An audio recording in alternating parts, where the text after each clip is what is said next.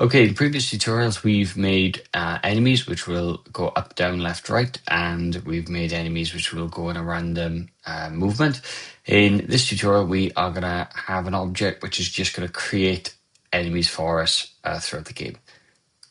So the first thing we're going to do is we're going to right-click on objects, go to create, and then new object, and we're going to call this O enemy manager.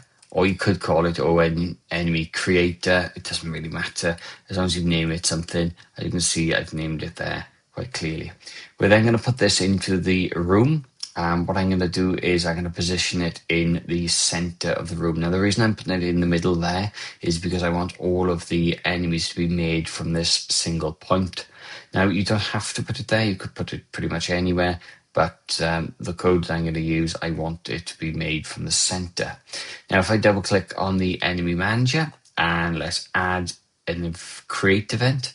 And the first thing we're going to do is we're going to add an alarm. Now, these alarms are in the instances. You can see they're in my recently used as well. If I just hide that for a second.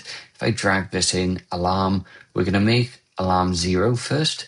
And the countdown, we're going to give it a countdown of 60. Now, what that means is 60 frames, so it means 1 second.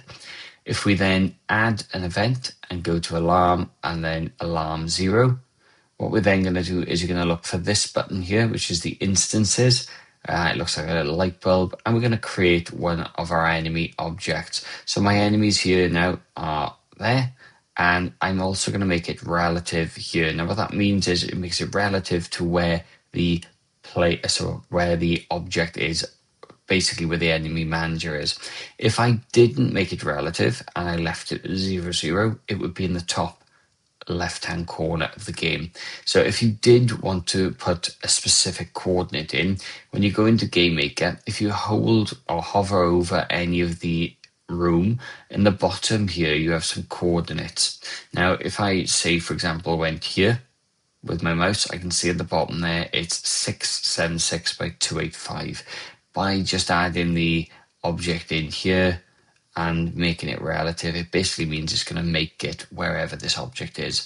Now, if I just play this very quickly, what's going to happen is it's going to make one enemy and it'll make no more. So that enemy now has been made, and obviously you can see it's just bouncing around and it's just going around the screen. So what we're going to do is we are going to now repeat that. So I'm going to add another thing in here to reset the alarm. So set alarm countdown. We're going to use alarm 0 again. So this is like a loop.